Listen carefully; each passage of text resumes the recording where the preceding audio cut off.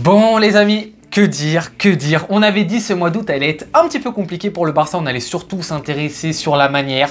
Finalement, 4 victoires, 4 sur 4 les amis, seuls, obligatoirement seuls en tête de cette Liga à la trêve. On conclut par une victoire 7-0 à la maison.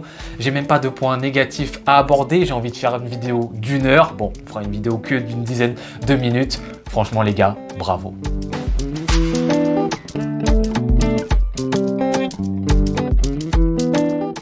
Bon les amis, tout d'abord, désolé, pas de réaction sur le tirage au sort de la Ligue des Champions, ça arrivera certainement la semaine prochaine. Pas de vidéo pré-match, mais finalement, heureusement que j'ai pas fait une vidéo pré-match parce que ce que j'avais attendu de cette équipe du Barça, c'est pas du tout ce qui est arrivé sur le système de jeu dès le départ du match. Je m'attendais à beaucoup de changements, on allait faire souffler les jeunes, Lamine Yamal au repos, pourquoi pas Pedri, Cubarsí également, pourquoi pas au repos. Finalement, pas du tout. On est quasi sur l'équipe type par rapport aux forces en présence que Flick a, c'est-à-dire donc Lamine Yamal titulaire, Cubarsí, Pedri dans le double pivot, Dani Olmo, Rafinha dans le demi-espace gauche, Lewandowski, équipe quasiment type pour finaliser ce mois d'août du côté du Barça. Et donc on affronte Valladolid qui est une équipe, on l'a dit, on l'a vu, on l'a débriefé sur le match contre Real Madrid, qui pouvait, pourquoi pas, nous mettre en difficulté par rapport à son bloc bas, son bloc très compact. Objectif du FC Barcelone, premier objectif du Barça, marquer en premier. On l'a vu, à partir du moment où tu marques en premier contre ce genre d'équipe, ensuite ça déboule, il commence un peu plus à se libérer, il y a beaucoup plus d'espace, c'est plus simple. Mais le plus dur, marquer en premier. Et on avait regardé ce Real Madrid-ci et on s'était dit, ça manque de dynamisme. Le Real Madrid est un peu trop statique, les joueurs demandent le ballon entre les pieds. Forcément, Valladolid, ils sont là comme ça, ils se regardent et ils attendent. Et il y a un manque de dynamisme, il y a un manque de mobilité entre les joueurs, il y a des problèmes dans l'axe à trouver, à interpréter justement des combinaisons. C'est pas facile pour eux. Nous, notre objectif, c'était créer du dynamisme, créer justement de la rupture, créer des joueurs qui apportaient leur polyvalence, créer de la verticalité, de la versatilité dans ton jeu. Et c'est exactement ce qu'on a réussi à faire. On avait un côté gauche qui était animé par Baldé sur le couloir. Baldé, bien évidemment, à ses limites, on commence à les connaître, mais au moins il anime ce couloir-ci, grandement aidé par un Rafinha qui se proposait, qui demandait, qui des fois était couloir, qui des fois était intérieur, qui des fois venait décrocher. On avait un côté axial super technique, très intéressant, avec un Pedri un peu plus haut, forcément, parce que voilà, tu joues contre Valladolid, donc tu laisses juste Casado en tant que numéro 6, et Pedri peut être aux abords des 30 derniers mètres. Dani Olmo, incroyable, on va en revenir, très intéressant, toujours de la mobilité à se déplacer entre les lignes, et un côté droit aussi qui a très bien marché avec un Lamine Yamal qui a été perturbateur au haut niveau, au standard, et un Koundé qui des fois se projetait un petit peu plus dans le demi-espace. Donc tout allait bien, on les mettait en difficulté dans la mobilité de nos joueurs et surtout des combinaisons axiales super intéressantes, de la vraie qualité technique avec des mouvements. Dani Olmo tout le temps perturbateur, Pedri qui arrive, Lewandowski qui assume son âge et qui joue son rôle de fixateur. Tout était parfait. Donc au bout d'un moment, l'équipe de Valladolid, ils prennent l'eau, ils voient plus rien, ils comprennent pas parce que ça bouge dans tous les sens. Et au bout d'un moment, ils sont limités. C'est quand même un club qui est promu, qui est à l'extérieur. Oui, au bout d'un moment, ils vont céder. Et à la 20e minute, ils cèdent. 20e minute, il cède avec un but de Rafinha sur une excellente distribution de Cubarsí, mesdames et messieurs. Est-ce que j'ai besoin de le rappeler? Voilà l'important de ce joueur-ci qui, encore une fois, fera des erreurs. On le sait, c'est un défenseur central de 17 ans. Forcément, il fera des erreurs. Mais ce qui nous apporte justement quand il casse des lignes, quand il fait avancer le jeu avec sa qualité et justement son incroyable envie à cet âge-là de prendre des risques dans ce style de jeu-ci, c'est impressionnant et c'est beaucoup trop important. Le ballon qu'il donne à Rafinha est impressionnant et Rafinha qui conclut et qui met ce but au fond avec donc un appel axial. Et on l'a dit, c'est incroyable le changement qu'a eu Rafinha à partir du moment où il a été un joueur beaucoup plus intérieur. C'était avant un joueur dribbleur sur le côté, sur l'aile, sur le couloir, à Rennes, à Leeds, la première saison au Barça. C'est un joueur avec ce profil-ci. C'est fou comment en une année, il a totalement changé avec Xavi qui sur la deuxième partie de la saison dernière a commencé justement à le faire jouer dans ce demi-espace gauche, avec bien sûr en ligne de mire ce match contre le Paris Saint-Germain où il a été excellent.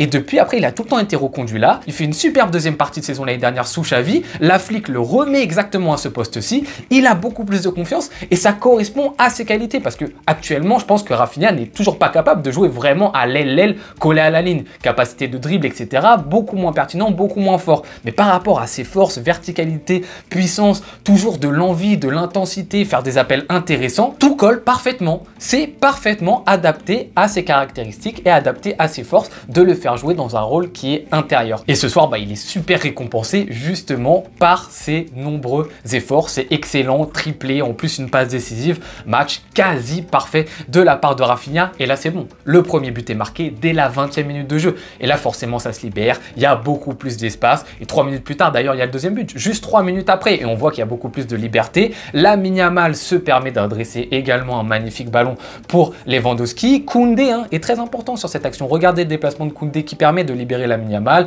Lewandowski est trouvé dans une bonne zone. Et encore une fois, Lewandowski, voilà, c'est bien. On ne demande pas plus dans ce match-là. Ce que tu as fait, c'était parfait. Quand tu avais le ballon, tu as fixé, tu as donné. Et là, tu as été trouvé dans une situation qui était intéressante. Tu as avancé, tu as marqué ton but. 2-0 pour le Barça. On termine en beauté cette première mi-temps avec un but de Koundé qui intervient sur corner. Ça vient également faire plaisir, je pense, à Koundé. Récompenser cette année 2024 pour le joueur qui a vraiment été bon. Alors toujours un petit peu des limites, des critiques sur oui, offensivement, il a des limites Koundé, mais c'est un joueur qui rechigne jamais et qui fait vraiment l'effort justement à essayer d'être performant là-dessus. Donc un but, je pense que ça lui a fait méga plaisir. Le Barça entame cette seconde mi-temps tambour battant, ça également ça fait plaisir. Voilà, on mène 3-0 mais on a faim de but. Juste ça fait trop plaisir. On est à la maison et on retrouve justement cette dalle, ce Barça qui a envie de marquer, qui a envie de faire du beau jeu, qui a envie de faire plaisir à ses supporters.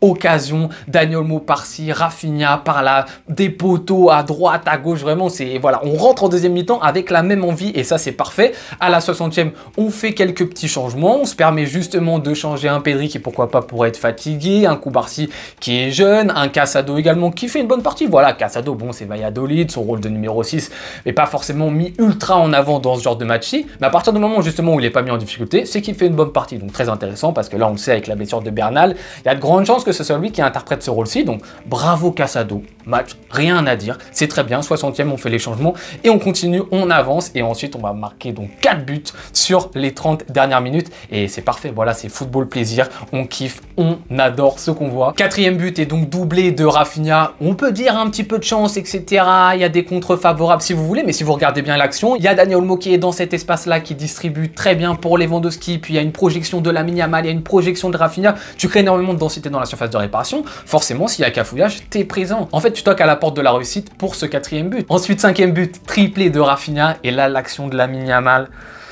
l'action qu'il fait, il reprend la balle aux abords de la surface de réparation sur un corner de Valladolid. Il fait quasiment une moitié de terrain à lui tout seul.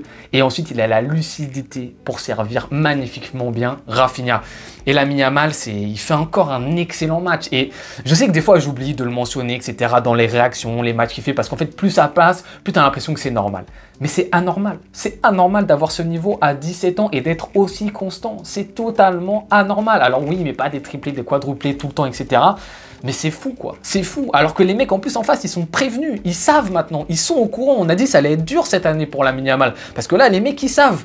Et non, le mec, chaque match, quasiment tous les matchs qu'il y a eu cette saison, les 4 matchs qu'il y a eu depuis le début de saison, depuis le mois d'août, Lamine Yamal a toujours répondu présent. Il fait les différences techniquement, il est bon, il fait les choix justes. C'est fou à 17 ans, il faut le mentionner. Je sais que des fois, j'oublie de le dire, mais c'est pas parce que j'oublie de le dire que je le trouve pas impressionnant. C'est un malade mental ce joueur à 17 ans, c'est un malade mental, 5-0 pour le Barça. 82e, là c'est à Dani Olmo de se faire plaisir. Dani Olmo qui fait également une partie mais magnifique, remplacé juste après, donc à peu près 83 minutes de jeu.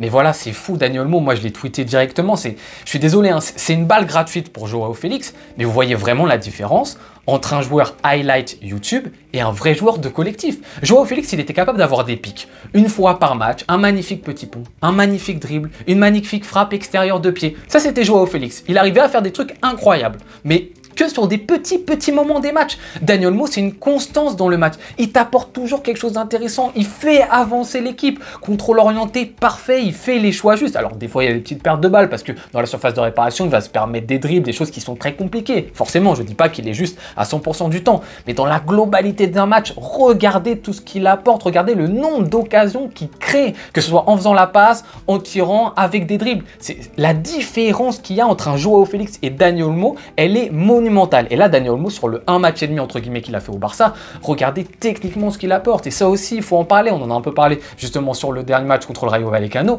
La différence qu'on a avec des joueurs qui techniquement se sentent bien, Rafinha en confiance, c'est un peu plus intéressant. Alors dans les petits espaces, je pense qu'il sera toujours limité, mais Lamine Yamal avec quasiment 1 an d'expérience en plus dans les pattes, ce qu'il arrive à faire, Pedri un petit peu plus haut, qui se sent bien, qui a l'air d'être bien physiquement, c'est important. Dani Olmo, ce qui t'apporte dans les 30 derniers mètres. Techniquement, ce qu'on a là cette année sur le terrain, c'est vraiment très intéressant. Donc Dani Olmo, un but également qui vient récompenser ces superbes 83 minutes. Et on conclut en beauté par un but de Ferran Torresinho, mesdames et messieurs. Voilà, sur une passe décisive de Rafinha. Voilà, Ferran Torres, c'est cool, qui marque son petit but par-ci par-là. C'est cool surtout de voir qu'un joueur en fait qui a été remplaçant est mis en avant par Flick, voilà, qui va donner du temps de jeu. Après, bien évidemment, le match le permet, mais voilà, Fermin Lopez rentre, même Sergi Dominguez rentre, Eric Garcia rentre. Voilà, c'est bien de donner du temps de jeu quand on a une petite avance. Ça permet déjà de faire souffler les titulaires et en plus de donner de la confiance à des joueurs qui peut-être seront intéressants parce qu'on le voit, le Barça, tous les mois, on a des blessés. Donc voilà, c'est plutôt bien. Belle conclusion, victoire 7-0. 7-0, mesdames et messieurs. Alors après, notre devoir à nous en tant que supporters, c'est de rester sobre, de rester humble. On s'en souvient l'année dernière, les 2-5-0 d'affilée, j'en ai longtemps parlé, contre le Betis Séville et ensuite contre Anvers en Ligue des Champions. On était là, ouais c'est bon, retour sur le toit du monde. La saison va être longue, va être compliquée. Ça ne veut pas dire ne pas être fier. On est fier, on dit bravo les joueurs. C'est très bien ce que vous avez fait. Moi franchement, je pensais pas qu'on allait faire 4 sur 4 sur le mois d'août. Bravo Flick pour les travaux, c'est génial. Maintenant, gardons les pieds sur terre. Restons humbles par rapport à ce qu'on a fait. C'est aussi une victoire 7-0 contre un promu. C'est difficile de leur marquer le premier but, mais on l'a vu, même le Real Madrid en deuxième mi-temps, il commençait beaucoup plus à s'amuser quand il y avait de l'espace. C'est énorme, 7-0, c'est très très bien. On a parfaitement exécuté ce qu'il fallait faire. Marquer rapidement, créer du dynamisme, avec des frappes de loin, avec du jeu latéral, avec du jeu surtout élargi sur les côtés, avec un jeu axial, avec de la grande qualité qui mettait en difficulté ce bloc de Valladolid. On a fait exactement ce qu'il fallait. À partir de là, on a eu 3 victoires où il y avait des plus et des moins, on l'a noté. On a cette victoire où il n'y a pas de moins, il n'y a que des plus qui est magnifique 7-0. Gardons les pieds sur terre. Restons humbles, mesdames et messieurs.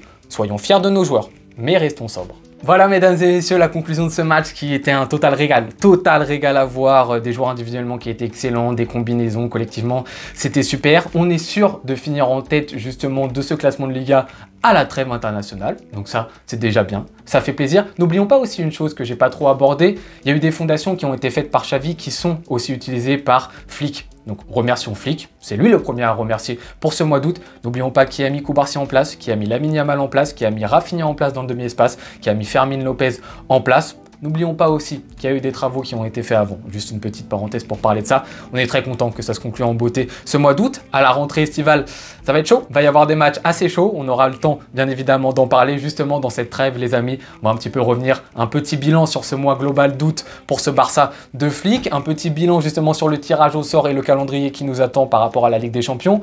Une vidéo, une collaboration que certains attendent. Certains ont déjà cramé la future collaboration qui va être intéressante. J'espère que vous allez être au rendez-vous, mesdames et messieurs. Voilà les amis, je vous remercie beaucoup d'être restés jusqu'au bout de cette vidéo. J'espère que vous repartez avec le sourire. Je vous souhaite très bonne journée ou bonne soirée en fonction de quand est-ce que vous la regardez. On se retrouve très bientôt. Ciao.